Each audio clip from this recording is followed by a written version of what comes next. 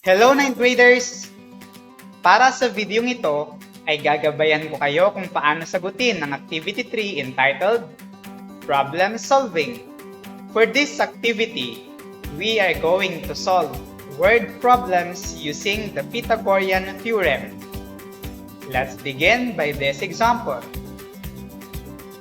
Jonathan ran 3 kilometers east and 4 kilometers south. Calculate how far he is from his starting point. To solve this problem, we need to translate this first into a certain figure. Let's imagine that this is Jonathan. Ngayon, based on the problem, tumakbo siya ng 3 kilometro papuntang silangan at 4 na kilometro papuntang timog. The problem is asking us to find kung gaano kalayo si Jonathan mula sa kanyang starting point. As you can see, we have already formed a figure, and that is a right triangle. Now, let's label the triangle using the letters A, B, and C with right angle at C. Based on the figure, ang nawawala ay ang value ng side C, which is the hypotenuse of the right triangle.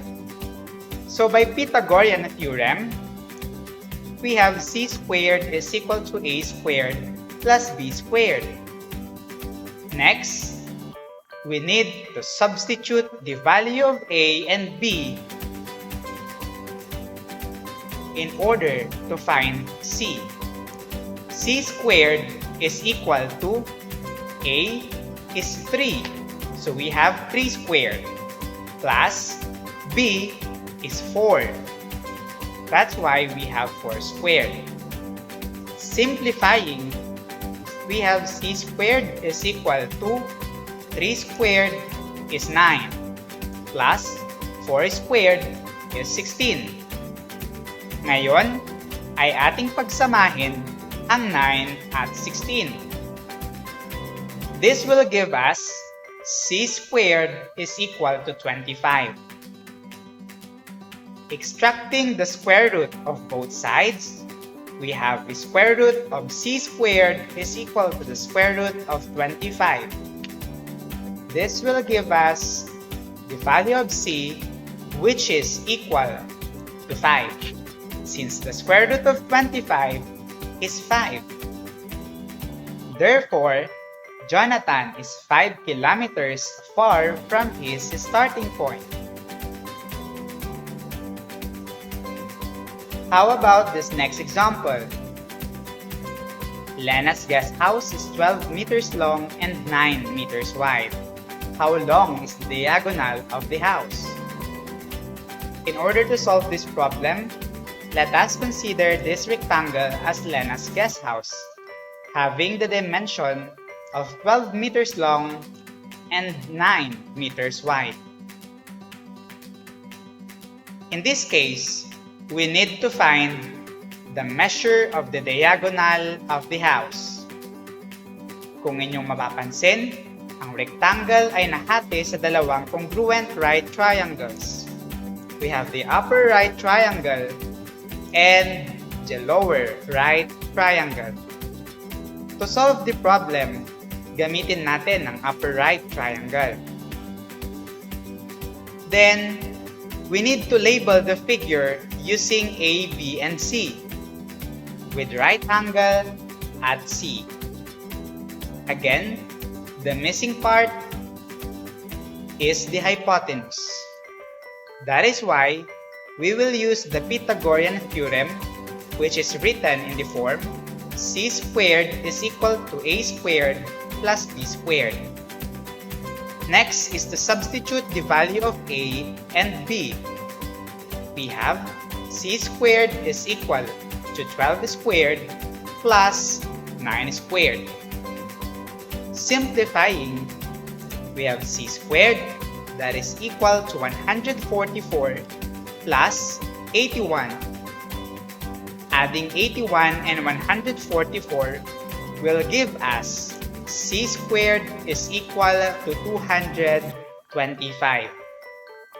Extracting the square root of both sides, we have the square root of c squared is equal to the square root of 225.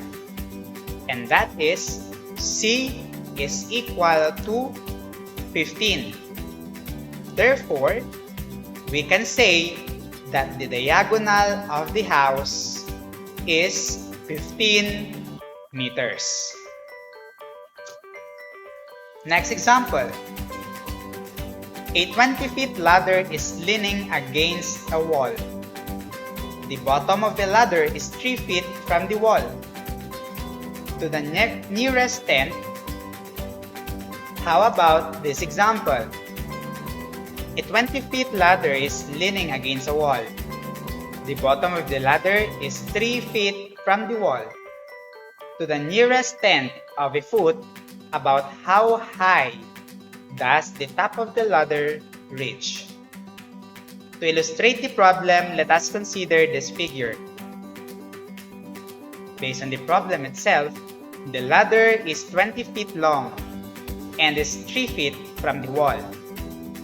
What we need to find is the height by which the top of the ladder can reach, and this is represented by question mark. As you can see, nakabuo ulit tayo ng isang right triangle.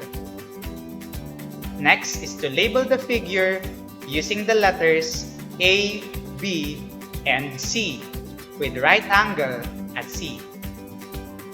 In this case, the missing side is the side opposite to angle A, which is represented by small a.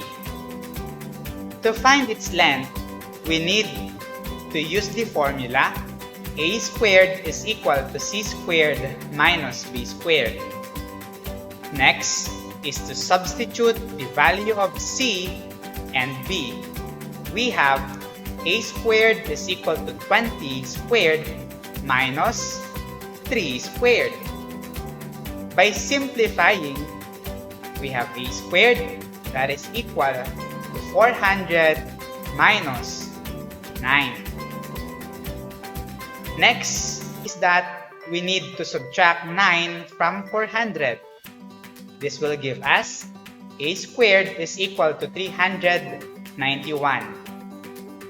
Extracting the square root of both sides, we have the square root of a squared is equal to the square root of 391.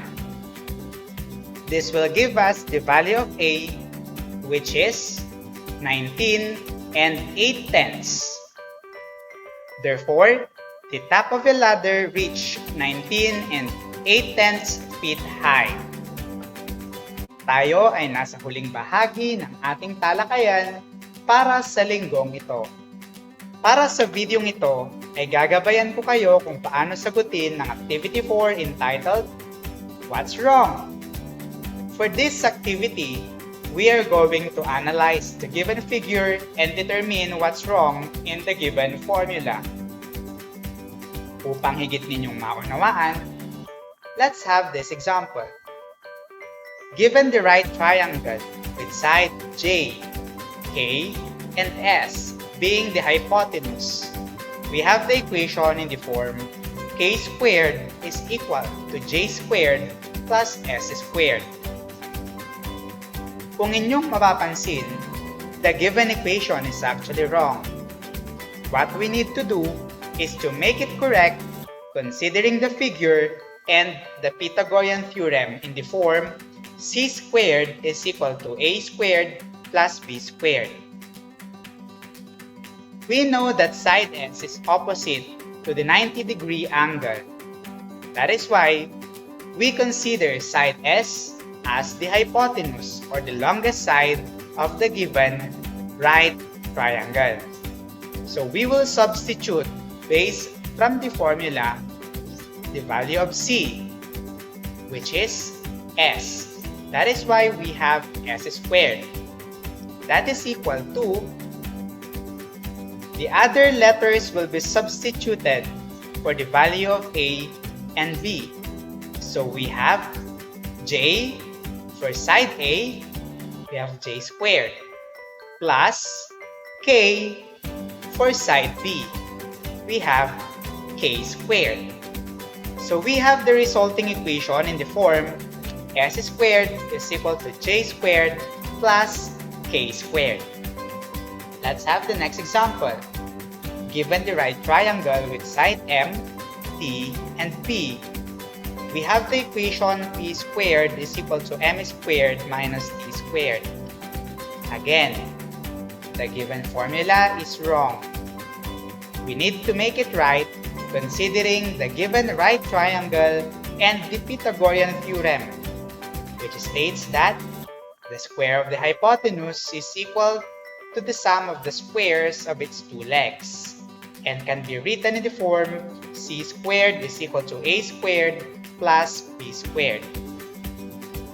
In the given figure, we know that P is the side opposite to the 90-degree angle, and we consider this as the hypotenuse. That is why we're going to replace C by P. We have P squared. That is equal to the two letters A and B will be substituted by M and T, since they represent the legs of the right triangle. We are going to use M for A. That's why we have M squared plus T for B. That's why we have P squared. The resulting equation is P squared is equal to M squared plus T squared. That's all for this video. Thank you for watching and stay tuned for the next virtual instruction.